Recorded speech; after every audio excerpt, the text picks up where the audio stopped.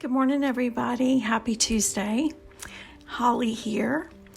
I wanted to make a video about the fact that May is Mental Health Awareness Month. I think there's not many things that are more important than our mental health. I know from my life experience, it's something I've had to deal with nearly my entire life. So I feel like as much as I know from what I've been through, I can really talk as almost an expert on these things. And not to share my information to sound like I know it all, but to share my information so that people out there know they're not alone and it's okay to talk about this. There's no shame in having mental illness. Mental illness is a brain dysfunction, okay? It is a lack of serotonin in some cases or other neurotransmitters, and it's the same as someone who has diabetes and their body won't make enough insulin. We don't put them down because their body won't make enough insulin. We put people down whose brains are dysfunctioning, and it's out of the control of that person, and we put them down that they're not strong enough. We call them names like crazy and insane, and it's got to stop. There's so many people suffering from this. The stigma has got to stop. We've got to be able to talk about it. You shouldn't have to be ashamed about it, and we need that to change. I know there's been some progress with that. People are trying to, just like the Mental Health Awareness Month here in May, that's been going on since 1949. And I'm sure it's done some good, but it's not enough. It's not enough because you will still have people who are friends and family of people with mental illness who are all understanding and supportive on one side, but let one thing go wrong, and that same loving, supportive person will scream and throw a fit and call you crazy. So we've got to stick to that, stick to the open-mindedness and trying to understand people who are different from us, who have mental illness, and get rid of the prejudice and the things that is kind of just ingrained in all of us to call these people less than, call people with mental illness, crazy and things like that. It's got to stop. I started having depression as a child at 9 years old. I can tell you almost the month that it started. There was a huge difference between before and after once I got depressed. And back then it wasn't talked about the way it is now. So, plus whenever you start mental illness, you start having mental illness or depression as it was then. As a kid, you don't know that it's something that needs to be talked about. You don't know that it's something you should come to your mom or dad and say, I'm having a hard time, I'm feeling this way. I had no idea if everybody felt the way I did or not, but I know I felt like in every room I was completely alone. I felt like, I had lots of little friends and stuff, at that age, but I would go to their house and just, visit and be homesick and lay there and worry that I needed to be home because something might happen to my parents. Extreme anxiety as a child as well. I used to worry about nuclear war because when I was growing up little in the 80s, it was talked about a lot, and I heard enough of it that I was like, oh, we're going down.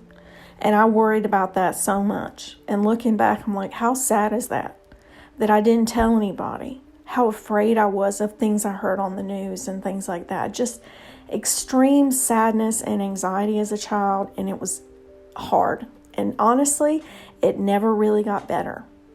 There was no medications as I entered, my teenage years. Nobody had any medication. Finally, about my senior year, which was 1992, I heard somebody I work with talking about she'd been put on Prozac for depression. And oh my gosh, my ears perked up. I'm like, wait a minute, what? There's a medicine for this? Are you serious? And I, was like, oh my gosh, I need to see about this. And I just was so excited that there might be hope for something like this. My depression as a teenager made me different from other teenagers. And, when you would talk about it with like I talked about it with one friend and wrote notes, well, that note got passed around to everybody. And they all started telling me, because I had depression, I was crazy and needed to go in the hospital. They were a great group of kids, those teens. Wow, such a hard on those people, right?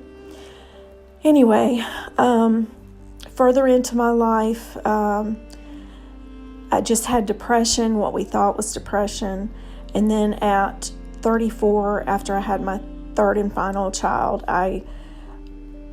everything changed. I went into manic mode, and I was diagnosed as bipolar. So up and down and mood swings and never feeling stable.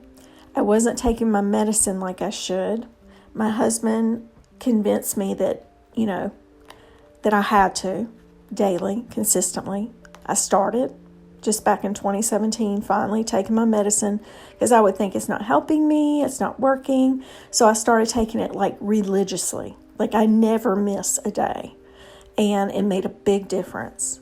But I had some things happen within our family back in 2019, and I attempted suicide. I took an entire bottle of Xanax, and I woke up 2 days later. My husband had me put in the hospital. At that point, I was getting a lot of intensive help in the hospital and better diagnoses. And that's where during that time, I was diagnosed as HSP, highly sensitive. And I learned a lot more about myself. I went through a year of therapy that was just life-changing, learning how to cope with the things I have to deal with. And, I'm just so grateful I went through that because things are very different now. And my husband just said, even yesterday, I'm like a new person.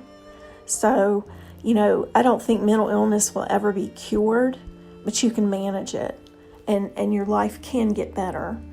And I'm just here to say that.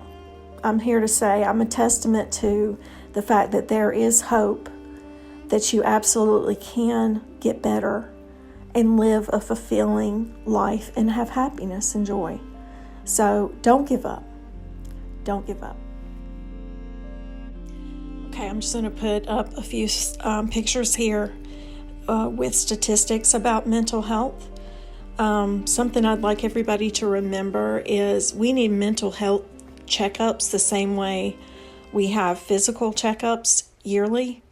I think that needs to be put in place so maybe we can catch these things, especially in children, at an earlier state. I have a good friend, and a little over a year ago, his 15-year-old son, who had struggled and fought depression his entire short life, took his own life. And I've seen some of what he's gone through with that loss with Nicholas. Nicholas was incredibly bright. He was very liked and loved. He was an amazing kid, but he had depression. And it's not something anybody should be ashamed of. He died of mental illness. Just like Naomi Judd, it shouldn't even be, suicide should not even be mentioned. They died of mental illness. Because when things are that bad because of mental illness in your brain, that's what causes you to do things like that. But let me tell you, I've attempted it more than a couple times in my life, and I made it through by the grace of God. Suicide is a permanent solution to a temporary problem. If you can just hang on, if you have the lowest of the low day I mean, just worst day ever. You were so depressed, you just want to quit and give up. I'm begging you, just hang on. Take something to help you sleep, knock yourself out, do something. Allow yourself a day or two, and your level of depression will get better. When you hit those bottoms, if you make that decision to take your life, you're going to miss that you would have rebounded and things would have gotten better. And maybe things would have happened that would bring help to you, where you can just function so much better in your life. There's always, always, always hope. Suicide is not the answer.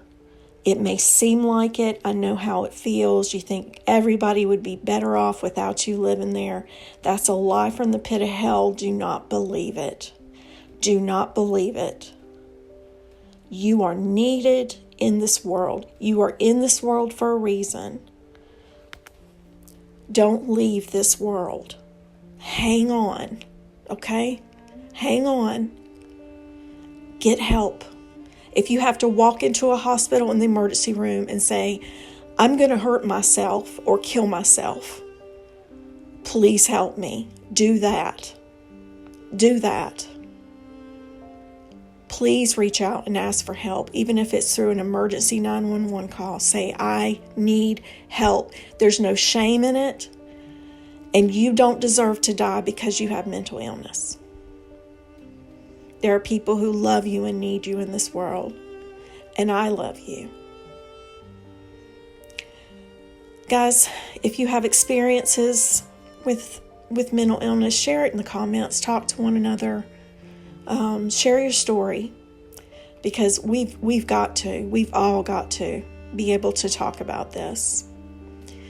I wish you all well, and I hope that you have a good day today. And just know that you are enough. You are enough, just the way you are.